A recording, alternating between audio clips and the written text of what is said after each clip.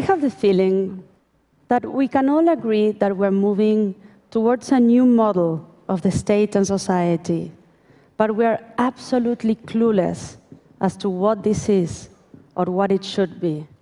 It seems like we need to have a conversation about democracy in our day and age. Let's think about it this way. We are 21st century citizens doing our very, very best to interact with 19th century design institutions that are based on an information technology of the 15th century. Let's have a look at some of the characteristics of this system.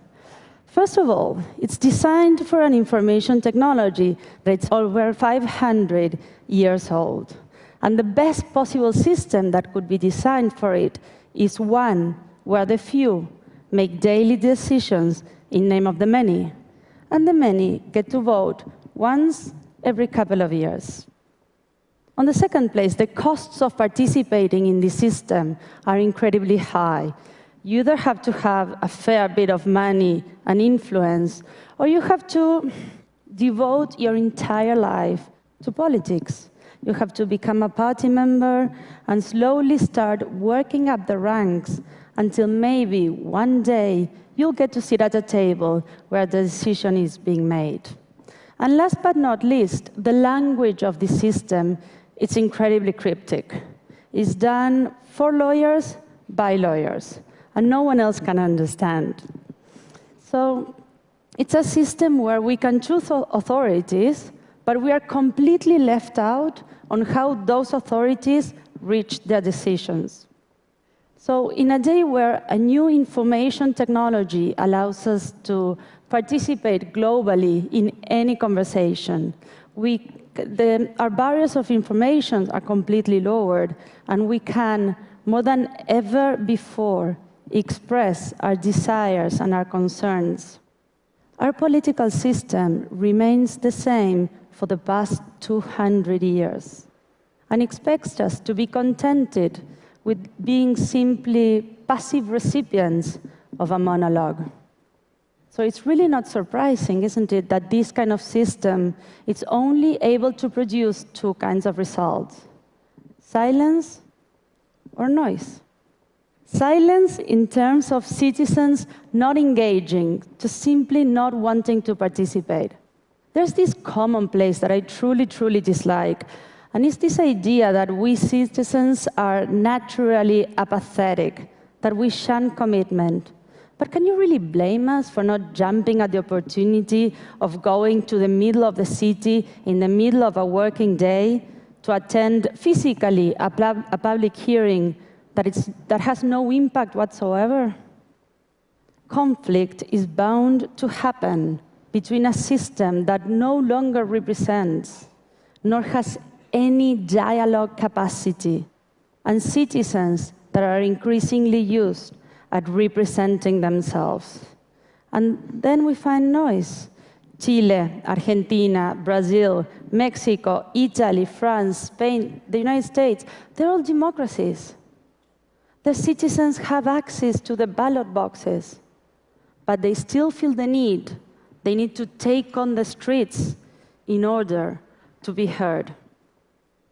To me, it seems like the 18th century slogan that was the basis for the formation of our modern democracies, no taxation without representation, can now be updated to no representation without a conversation. We want our seat at the table, and rightly so. But in order to be part of this conversation, we need to know what we want to do next. Because political action is being able to move from agitation to construction. My generation has been incredibly good at using new networks and technologies to organize protests. Protests that were able to successfully impose agendas, roll back extremely pernicious legislation, and even overthrow authoritarian governments. And we should be immensely proud of this. But we also must admit that we haven't been good at using those same networks and technologies to successfully articulate an alternative to what we're seeing and find the consensus and build the alliances that are needed to make it happen.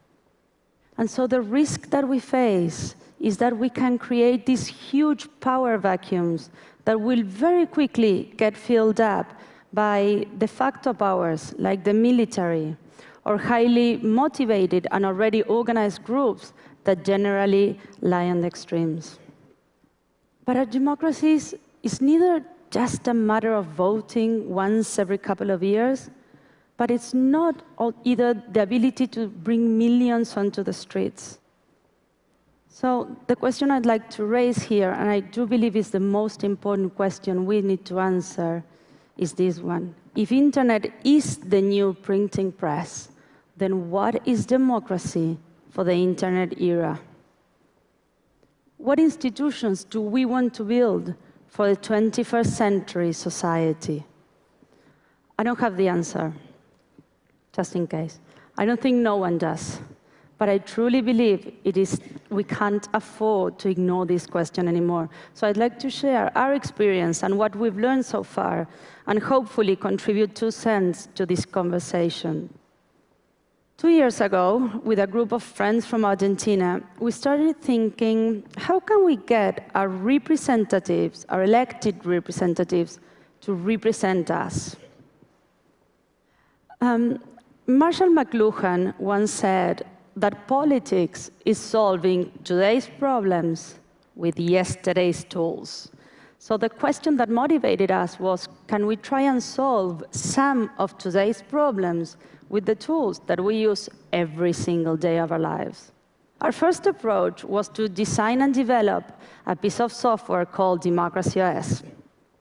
Democracy OS is an open source web application that is designed to become a bridge between citizens and their elected representatives, to make it easier for us to participate from our everyday lives. So first of all, you can get informed. So every new project that gets introduced in Congress gets immediately translated and explained in plain language on this platform.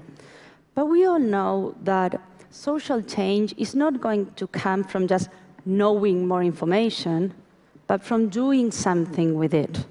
So better access to information should lead to a conversation about what we're going to do next. And Democracy OS allows for that.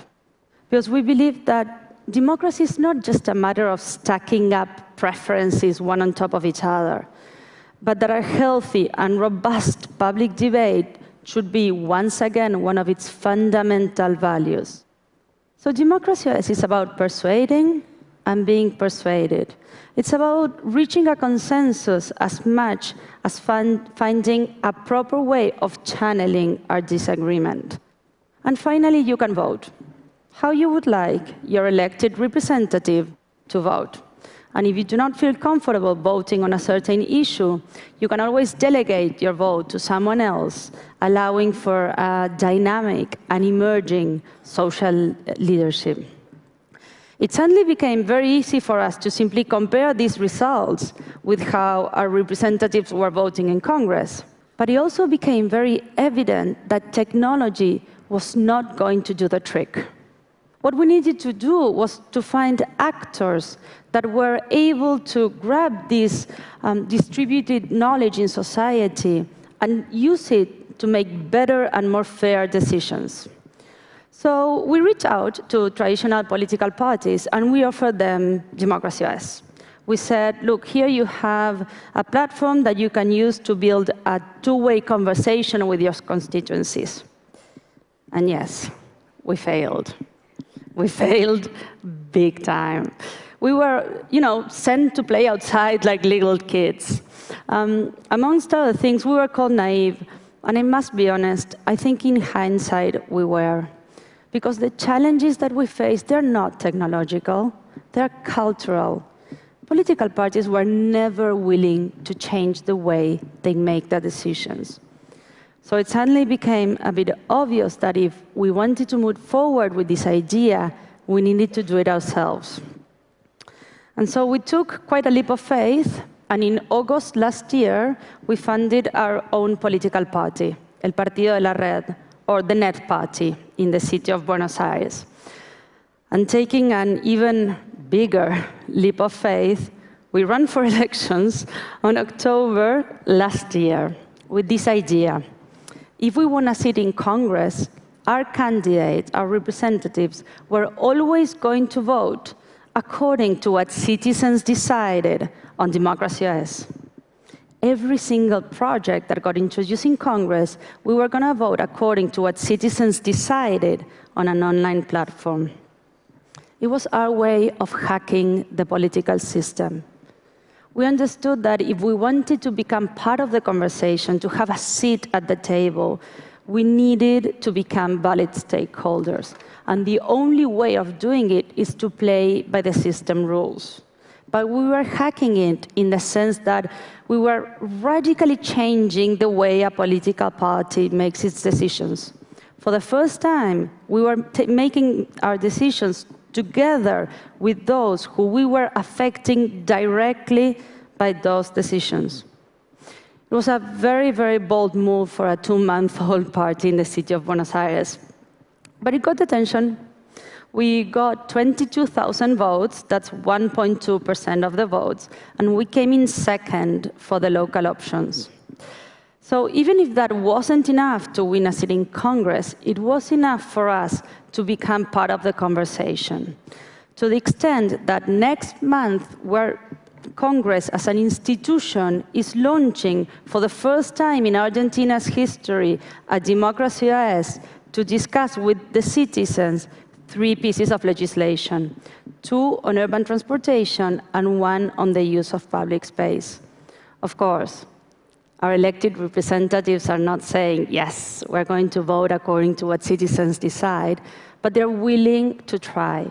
They're willing to open up a new space for citizen engagement.